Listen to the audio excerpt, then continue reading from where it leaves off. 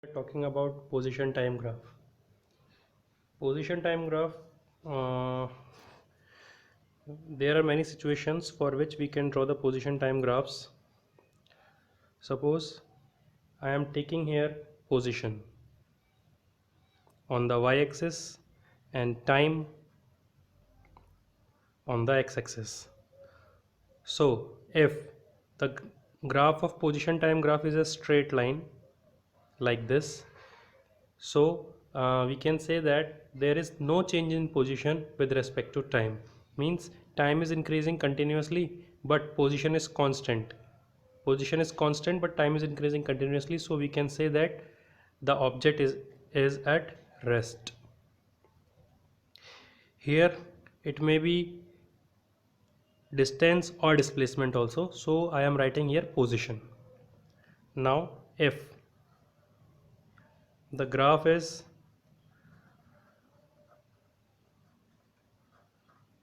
like this, a straight inclined line on the time axis and the position axis, then we can say that position is increasing linearly with respect to time, or I can say that the object is moving with constant speed or constant velocity, or I can also say that its acceleration is zero because it is not changing its velocity. Now if the graph is like this is the time axis and this is the position axis, then we can see here that when the time is 0, then the object has already covered some distance. When the time is 0, then the object already has covered some distance. So in this case the object is initially at some distance from the reference point and then it is moving with the constant speed or the zero acceleration. In this situation the object is increasing its speed, or we can say it is accelerated motion. Initially the distance is covering slowly with respect to time, but in this part time is changed slightly but distance has covered a large part, so we can say that object is increasing its speed. Similarly in this case object is decreasing its speed, or we can again say it is retarded motion,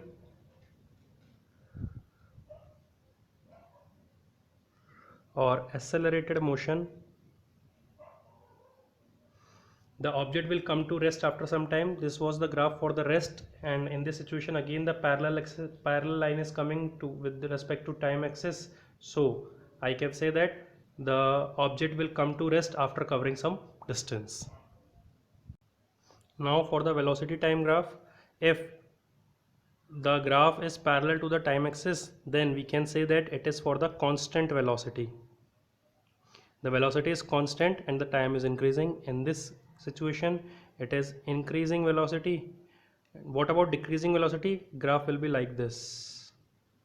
The velocity will be decreasing, then the graph will be like this, and when the velocity is increasing, then the graph is like this. What about this? In this situation when the time is 0, then initially it has some velocity. In this situation u is equal to 0, but in this situation u is not equal to 0, where u is the initial velocity. In this situation velocity is increasing rapidly or exponentially with respect to time, so we can say that acceleration is increasing. In this case velocity is increasing and the velocity time graph is a straight line, so I can say that acceleration is constant. But in this case velocity is increasing exponentially, so I will write it as velocity is increasing but acceleration is also increasing. In this case acceleration is decreasing, and after some time acceleration will becomes to 0. When acceleration in this portion the acceleration is 0, when the acceleration is 0, then what is when acceleration is 0, then it is constant velocity, so the graph will become parallel to the time axis. Here the graph is parallel to the time axis after some time, so I can say that acceleration is decreasing and after some time it will be 0. For acceleration time graph, in this case acceleration is constant with respect to time. In this case acceleration is increasing rapidly, so I can say that acceleration is directly proportional to time, and in this case acceleration is increasing exponentially. In this case acceleration is increasing linearly. This is a straight line, and in this case acceleration is increasing exponentially, so I can say that acceleration is directly proportional to t square or t cube or something else. So these are the basic graphs on the CBSE level. One more thing, slope of position time graph gives speed or velocity. Speed or velocity. And slope of velocity time graph gives acceleration. Similarly, the area under acceleration time graph gives you velocity, and area under velocity time graph will give you distance or displacement. Okay, slope, we can learn it by like this. Slope means dividing position upon time give us velocity or speed. Slope of velocity and time means velocity upon time will give us acceleration. Similarly, area under means the multiplication, which means acceleration into time will give us velocity, and velocity into time will give us distance or displacement. If the graph is like this,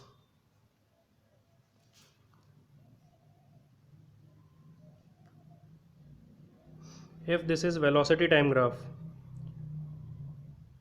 then for finding the distance I have to add the both areas. Suppose this is A, B, C, D and E. So for finding the distance, area of triangle ABC will be added with area of triangle CDE. Similarly, for the displacement, I will subtract the both areas. When I will subtract the triangle AB, area of triangle ABC and area of triangle CDE, then I will get the displacement, and if I add them, then I will get the distance, because this triangle CDE is below the time axis, so it has taken negative for calculating the distance. If both of the triangles are on the first quadrant only, then for the distance and the displacement we will add them. In both cases we will add them. One more thing, if we have two graphs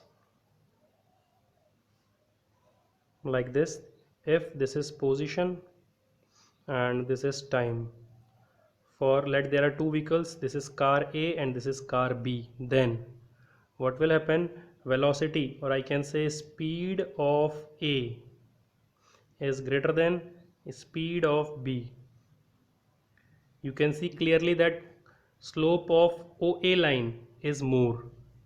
Slope of OA line is more, hence its speed will be more.